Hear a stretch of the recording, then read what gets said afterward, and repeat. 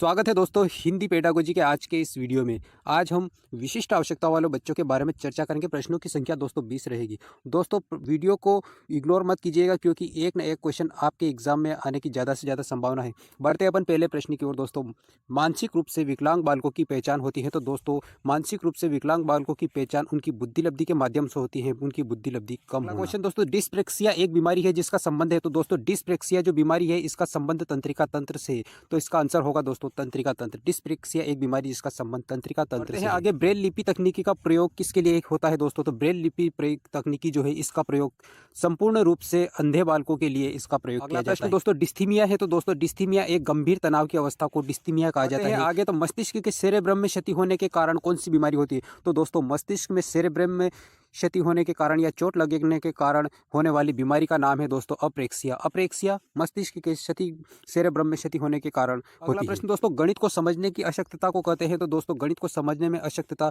को डिसकैलकुलिया कहा जाता है। क्या कहा जाता है? डिसकैलकुलिया गणित की अशक्तता को समझने के लिए कहा जाता है, यानी गणितीय विकार डिसकैलकुलिया का संबंध भ्रम से होता है। तो दोस्तों डिस्मोर्फिया का संबंध भ्रम से होता है। अगला प्रश्न दोस्तों, मौखिक रूप से सीखने की अशक्तता को कहा जाता है। तो दोस्तों मौखिक रूप से सीखने की अशक्तता को अफेज्या कहा जाता है। क्या कहा जाता है? अफेज्या कहा जाता है मौखिक रूप से सीखने की अशक्तता। अगला प्रश्न दोस्तों, मस्तिष्क में क्षति के कारण बालक बातचीत करने में या आंशिक या पूर्णतः अक्षमता को कहते हैं। तो दोस्तों मस्तिष्क में चोट लगने के कारण बालक बातचीत करने में या आंशिक या पूर्णतः अक्षम कहलाता है। तो इस प्रकार की बीमारी को डिस्फेजिया कहते हैं। क्या कहते हैं?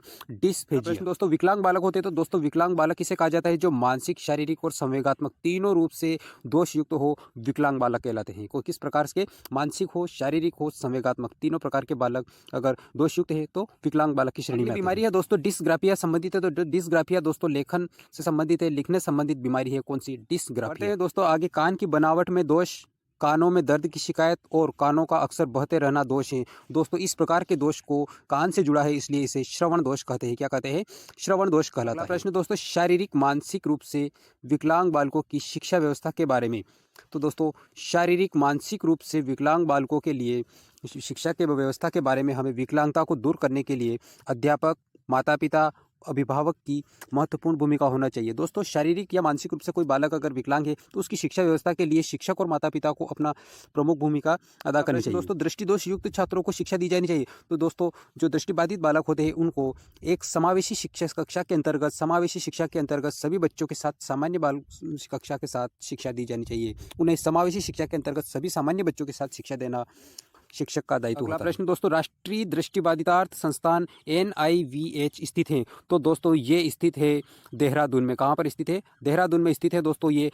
और NIVH का फुल फॉर्म है दोस्तों national institute for the visual handicapped. दोस्तों आगे अगला प्रश्न है हमारा, अंग संचालन में दोष युक्त छात्रों को किस प्रकार की समस्या होती है? तो दोस्तों अंग संचालन में दोष युक्त छात्रों को सबसे मेन समस्या आती है वो लेखन समस्या आती है, लिखने की समस्या आती है। किस प्रकार की? लेखन समस्या अंग संचालन में दोष युक्त छात्रों को समस्या। अगला प्रश्न दोस्तों, एक परिभाषा है, क्रो एंड क्रो की परिभाषा है। परिभाषा क्या है दोस्तों?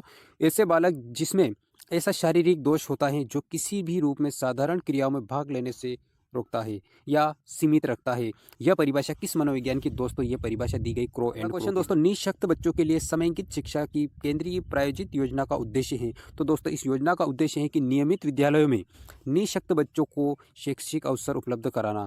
दोस्तों नियमित विद्यालयों में निःशक्त विकलांग बालकों को शैक्षिक अवसर उपलब्ध कराना। अगला प्रश्न दोस्तों, किस पद्धति का प्रयोग करते हुए हकलाने की समस्या को निपटा जा सकता है? तो दोस्तों प्रवर्धित वाक पद्धति के माध्यम से हकलाने जैसी समस्या से निपटा जा सकता है। किस प्रकार की? प्रवर्धित वाक पद्धति के माध्यम से। प्रश्न दोस्तों, कक्षा में ध्यान न देने वाले बच्चों से व्यवहार करने के लिए कौन सा उपाय सर्वाधिक लाभकारी हो सकता है?